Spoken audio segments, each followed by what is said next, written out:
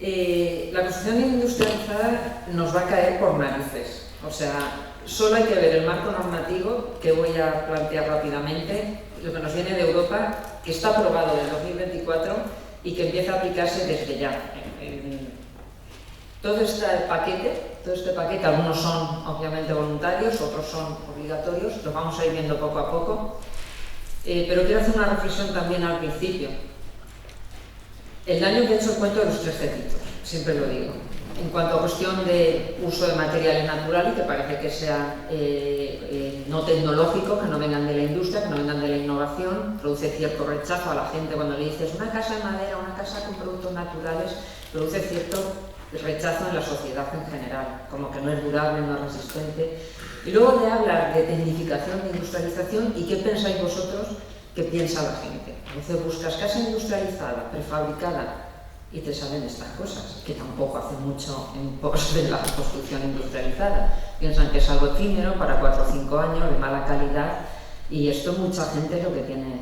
O por el contrario, muchas veces se piensa que son cosas muy técnicas, como el que te sale de Pompidou, ¿no? Que es todo muy rígido, muy tecnológico. De hecho, cuando estamos organizando las jornadas y elegimos el salón de actos pues me encanta el magnífico jardín que tenemos aquí, botánico, digamos, pero esto no es industrial. Y digo, es que estamos equivocados, lo industrial tiene que ser solo naves industriales, tenemos una imagen muy extraña, ¿no?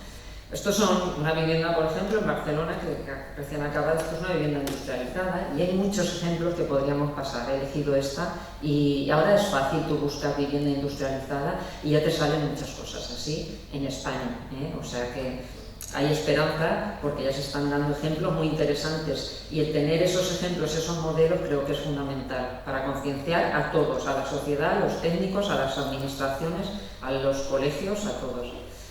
Bueno, el Pacto Verde Europeo, empezando, pues ya te dije que hay que garantizar la transición ecológica justa y equilibrada, que hay que alcanzar la neutralidad climática, que hay que avanzar hacia una economía circular y limpia. Iros quedando con estas palabras que van a aparecer a lo largo de toda mi presentación. El plan de economía circular, ya tenemos 2 en Europa. ¿Y cómo nos ha afectado?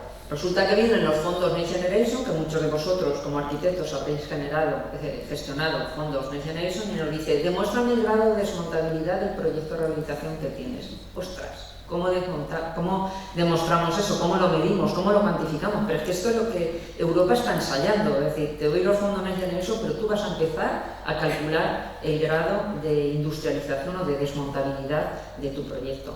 Tuvimos que hacer desde el IBE esta herramienta, REDEO, que era reciclaje en 10 pasos, donde tenéis ahí los 10 aspectos que la ISO nos obligaba a Europa a contemplar, la ISO 20887, y en un tiempo récord tuvimos que preparar un programita sencillo para los proyectos que se tenían que justificar, y una herramienta que se ha utilizado en España. Pero para que veáis lo que nos está dejando caer poquito a poco. Y luego la Directiva de Eficiencia Energética, la recién aprobada del año pasado, que ya nos dice que hay obligación de declarar el potencial de calentamiento global. O sea, ya no es lo que decía la huella de carbono que veíamos antes con el certificado energético. Nos pide el ACV, el análisis de ciclo de vida completo de todo el edificio a lo largo de todo el ciclo de vida. Nos habla de las DAT, declaraciones ambientales de producto, que son realmente ACVs ya de concretos de productos, sistemas o materiales. Todo esto se va a transponer, 2026 es el año que viene, que parece que es muy largo, pero es el año que viene, en 2028 para edificios de más de 1000 metros cuadrados y en 2030 todos los edificios. Los resultados se van a justificar con el sistema LEVES, y habla también del pasaporte digital del edificio, que todo esto también tendremos que hacerlo, ¿no? Que exige pues, una información completa, trazable sobre el rendimiento energético, los materiales, las emisiones, el ciclo de vida, lo que podría ser el libro del edificio digital que tenemos ahora, pero ampliado, obviamente. Ya sabéis que el Ministerio ya tiene un borrador que sacará en breve. Es el documento de sostenibilidad, el de abajo a la derecha, como veis, ese no está vigente todavía porque está en borrador. Todas estas cuestiones que voy a comentar aquí, de ACV, ¿verdad? Todo el pasaporte digital, todo esto va a venir por ahí. Y está en borrador, que cualquier día de esto lo aprueban, ¿vale? Hay el calendario que tiene el Ministerio, sin más, pero que todos son escalones a 2030, vamos a ir aprobando 2026, 2028 y 2030, en 3 etapas, pero esto es lo que se nos viene, ¿vale? Se piensa utilizar, Europa está trabajando mucho con el, no sé si habéis oído, el sello Level, la certificación Levels, que digamos que es como el BRIM, el LEED, pero un sello propio europeo que piensa utilizar para medir todas estas cuestiones. Es un marco de momento voluntario para medir pues eso, la sostenibilidad ambiental de los edificios a lo largo de todo el ciclo de vida. Es curioso, para que os hagáis una idea, de todos los paquetes que contempla Levels, tenéis ahí los ambientales, los de salud, ¿vale? Y los económicos, ¿no? Las tres patas de la sostenibilidad que es. Y luego tenemos unos indicadores que es como quiere medir todo esto, los indicadores que proponen, y como veis ahí sí que aparece el potencial de calentamiento global, indicadores de construcción y demolición, indicadores de adaptabilidad y renovación, diseño para la deconstrucción, nos van a pedir planes de deconstrucción o demostrar cómo se va a deconstruir nuestro edificio. En fin, el indicador que va a empezar a exigirse ya mismo el año que viene, como decía, era el potencial de calentamiento global en todo el ciclo de vida. Para que os hagáis una idea, el certificado energético lo que evaluaba era la huella de carbono operacional. Operacional es solo la fase de uso. Y lo que pide la CV ahora, lo que nos van a exigir, es el carbono operacional indebido, es decir, no solo la fase de uso del edificio, sino la fase de la fabricación, la fase de construcción y la fase de demolición posterior. O sea, es como un certificado energético muy amplio y mucho más extenso, con muchos más parámetros, aunque, insisto, el primero va a ser el potencial de calentamiento global. Nosotros, desde el Instituto de Valencia, se ha trastocado las letras porque cada uno, pero bueno, da igual. Lo que hicimos, presentamos el año pasado, precisamente aquí, hace un año, justo en una jornada, presentamos la herramienta Turia, que con el BC3 del presupuesto de ejecución material lo subes a una plataforma online, todo esto pagado por la Consellería, obviamente, que es la que promueve todas estas cuestiones, y te hace ya una CV, un mini ACV. Es verdad que las fases iniciales, esto que os decía, el análisis del ciclo de vida, son estas 4 etapas, ¿no? Está en la fase de producción, la fase de construcción del edificio, la fase de uso y fin de vida. Bien, pues ya esa herramienta Turia de forma gratuita te certifica ese ACV, te hace el ACV de estas 3 fases. La extracción de materia prima, transporte y manufacturación, ¿de acuerdo? Obviamente todo conforme a la ISO que regula en Europa el análisis del ciclo de vida.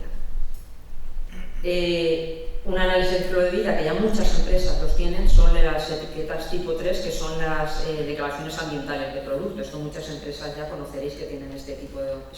Son las ecoetiquetas europeas, hay 3 tipos. Bien, pues la más intensa, la que tiene información cuantitativa, objetiva y encima está verificada por terceros, pues son las tipo 3. Aquí tenéis algunos ejemplos. El CAPEZ del Colegio de Arquitectura Técnica de Cataluña, la verdad es que tiene una base de datos autorizada a nivel europeo en DAP-CONS, donde todas estas están registradas, son DATs que se han desarrollado y se han verificado, y hay un registro muy interesante que os animo a que lo veáis, donde veis todas las declaraciones que están verificadas y acreditadas. Empezó en 2008, es pionero en España y bueno, como veis, pues está adelantando a todo lo que viene. Las primeras se registraron en el 2010 y nosotros tenemos alguna experiencia piloto con ello, por si hay aquí alguna empresa y les interesa, en la que estamos pagando sobre todo a empresas innovadoras, que ya sabéis que innovar cuesta, que tengan pues, sistemas basados en productos reciclados, sistemas que usen materiales naturales que siempre cuestan entrar más en el mercado. Pues hicimos un convenio con el CAPEZ en el que nosotros subvencionamos, hicimos un piloto, subvencionamos a 5 empresas el hacerles las DAP Lab gratuitas. Hacer la DAP no es una cuestión baladí, cuesta bastante, y luego tienes que renovarla a los 5 años.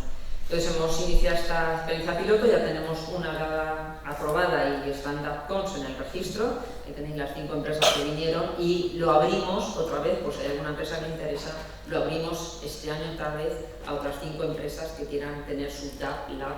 Es DAP Lab, pues la DAP Laboratorio de DAP, ¿no? Para estas empresas que todavía no las tienen o les cuesta meter su producto al mercado, ¿no? Pues como una ayuda que se ofrece indirectamente desde la Consellería para que puedan conseguirlas. Y luego está el reglamento de productos de la construcción, que esto los fabricantes se lo conocen bastante bien.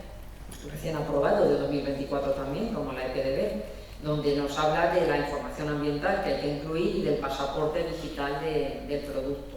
O sea, hemos visto el pasaporte digital del edificio, tanto en obra nueva como en renovación, nos lo pedirán, pero también nos piden el pasaporte digital del producto, la DPP, que es como se en acrónimo.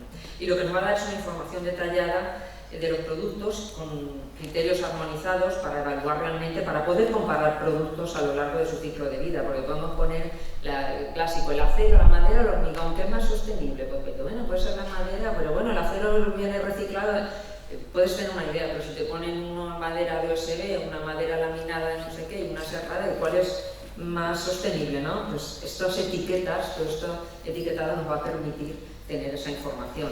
Yo digo, siempre comparo con los alimentos. Los alimentos ahora ya entendemos las etiquetas que tienen cuando compramos en las tiendas, o no entendemos o vamos entendiendo. Sí que vamos entendiendo que por 100 gramos tiene tantas calorías, tantos hidratos de carbono, tanto de proteína, y ese lenguaje ha calado. Pues esto va a ocurrir lo mismo. Vamos a tener que tener un etiquetado en los que nos diga los impactos ambientales que tiene ese producto.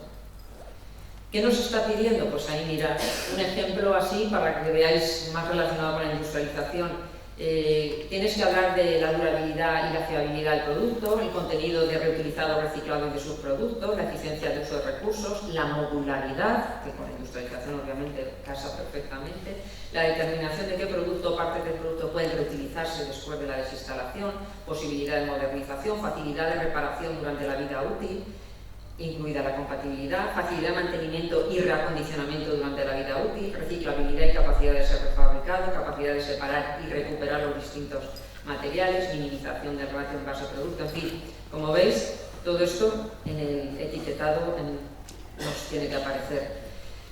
El pasaporte digital, como veis ahí, pues el fabricante tendrá que dar esa información por medios electrónicos. Estamos hablando ya también de digitalización, todo esto viene digitalizado. Con una copia de la declaración de las prestaciones de conformidad de cada producto, a no ser que la tenga ya incluido en ese pasaporte digital. Tiene que dar la información detallada de todos los criterios para evaluar el impacto ambiental a lo largo de toda la vida, el ciclo de vida del edificio. Promueve la trazabilidad y el uso de datos interoperables, comparables, y puede constituir lo que sería el certificado de calidad y trazabilidad de los productos de la vivienda industrializada. Este pasaporte podría ser compatible e interoperable con el reglamento de ecodiseño y desde luego con BIM, que no habíamos hablado todavía de BIM, pero esto viene totalmente alineado. Conclusiones.